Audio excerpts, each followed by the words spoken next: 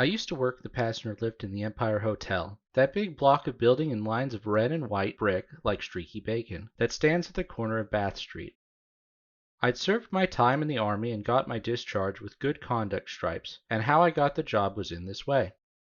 The hotel was a big company affair, with a managing committee of retired officers and such like, gentlemen with a bit of money in the concern and nothing to do but fidget about it, and my late colonel was one of 'em.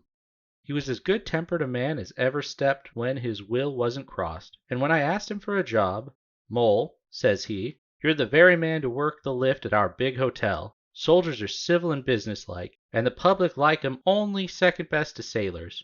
We've had to give our last man the sack, and you can take his place." I liked my work well enough, and my pay, and kept my place a year, and I should have been there still if it hadn't been for a circumstance. But more about that just now. Ours was a hydraulic lift, none of them rickety things swung up like Poll Parrot's cage in a well staircase, that I shouldn't care to trust my neck to. It ran as smooth as oil, a child might have worked it, and safe as standing on the ground. Instead of being stuck full of advertisements like an omnibus, we'd mirrors in it, and the ladies would look at themselves and pat their hair and set their mouths when I was taking them downstairs dressed of an evening. It was a little sitting room with red velvet cushions to sit down on, and you'd nothing to do but get into it, and it'd float you up and float you down as light as a bird.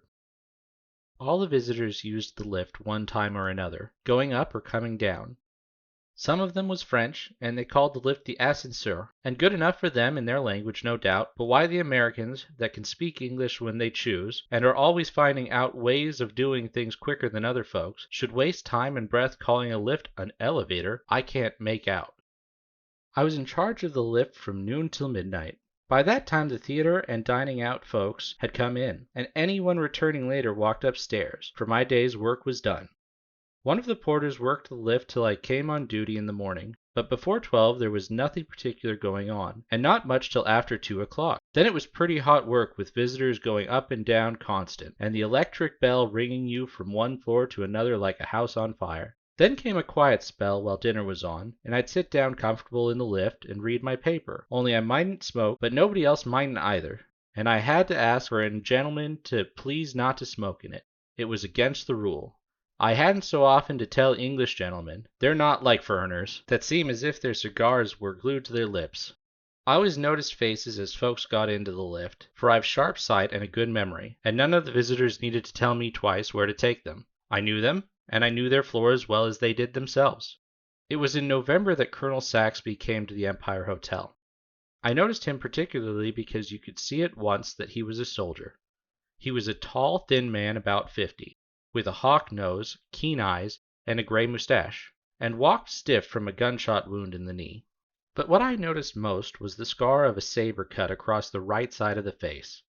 As he got in the lift to go to his room on the 4th floor, I thought what a difference there is among officers. Colonel Saxby put me in mind of a telegraph post for height and thinness, and my old colonel was like a barrel in uniform, but a brave soldier and a gentleman all the same. Colonel Saxby's room was number 210. Just opposite of the glass door leading to the lift, and every time I stopped on the 4th floor number 210 stared me in the face. The colonel used to go up in the lift every day regular, though he never came down in it but I'm coming to that presently. Sometimes when he was alone in the lift, he'd speak to me. He asked me in what regiment I'd served, and said he knew the officers in it, but I can't say he was comfortable to talk to. There was something stand-off about him, and he always seemed deep in his own thoughts. He never sat down in the lift. Whether it was empty or full, he stood bolt upright under the lamp where the light fell on his pale face and scarred cheek. One day in February I didn't take the colonel up in the lift, and as he was regular as clockwork I noticed it, but I'd supposed he'd gone away for a few days, and I thought no more about it. Whenever I stopped on the 4th floor the door number 210 was shut, and as he often left it open I made sure the colonel was away. At the end of a week I heard a chambermaid say that Colonel Saxby was ill. So thinks I, that's why he hadn't been in the lift lately. It was a Tuesday night, and I'd had an uncommonly busy time of it. It was one stream of traffic up and down, and so it went on the whole evening. It was on the stroke of midnight, and I was about to put out the light in the lift, lock the door, and leave the key in the office for the man in the morning, when the electric bell rang out sharp.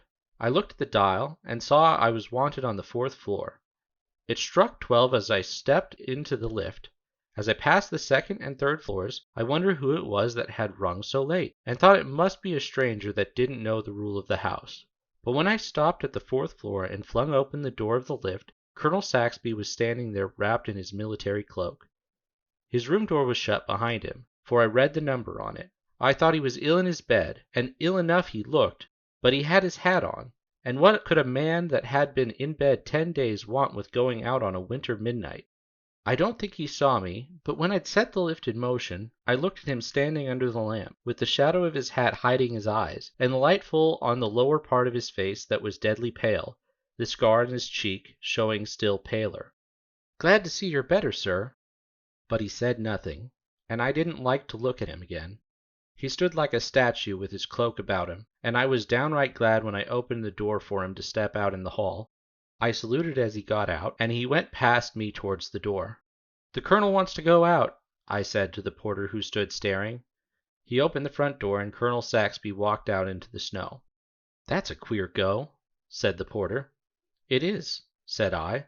"I don't like the colonel's looks. He doesn't seem like himself at all.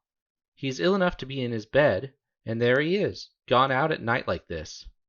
"Anyhow, he's got a famous cloak to keep him warm," I say. "Supposing he's gone to a fancy ball and got that cloak on to hide his dress," said the porter, laughing uneasily, for we both felt queerer than we cared to say, and as we spoke there came a loud ring at the doorbell. "No more passengers for me," I said, and I was really putting the light out this time, when Joe opened the door and 2 gentlemen entered that I knew at a glance were doctors. One was tall and the other was short and stout, and they both came to the lift. "Sorry, gentlemen, but it's against the rule for the lift to go up after midnight." "Nonsense," said the stout gentleman. "It's only just past 12, and it's a matter of life and death. Take us up at once to the 4th floor." And they were in the lift like a shot. When I opened the door they went straight to number 210. A nurse came out to meet them, and the stout doctor said, "No change for the worse, I hope." And I heard her reply, "The patient died 5 minutes ago, sir." Though I'd no business to speak, that was more than I could stand. I followed the doctors to the door and said, "There's some mistake here, gentlemen. I took the colonel down in the lift since the clock struck 12, and he went out." The stout doctor said sharply, "A case of mistaken identity. It was someone else you took for the colonel." "Begging your pardon, gentlemen, it was the colonel himself, and the night porter that opened the door for him knew him as well as me. He was dressed for a night like this, with his military cloak wrapped around him." "Step in and see for yourself," said the nurse. I followed the doctors into the room, and there lay Colonel Saxby, looking just as I'd seen him a few minutes before. There he lay, dead as his forefathers, and the great cloak spread over the bed to keep him warm that would feel heat and cold no more. I never slept that night. I sat up with Joe, expecting every minute to hear the colonel ring the front door bell. Next day, every time the bell for the lift rang sharp and sudden, the sweat broke out on me and I shook again. I felt as bad as I did the first time I was in action. Me and Joe told the manager all about it, and he said we'd been dreaming, but, said he, "Mind you, don't you talk about it, or the house'll be empty in a week." The colonel's coffin was smuggled into the house the next night. Me and the manager and the undertaker's men took it up in the lift, and it lay right across it, and not an inch to spare. They carried it to number 210, and while I waited for them to come out again, a queer feeling came over me. Then the door opened softly, and 6 men carried out the long coffin straight across the passage, and set it down with its foot towards the door to the lift, and the manager looked round for me. "I can't do it, sir," I said. "I can't take the colonel down again.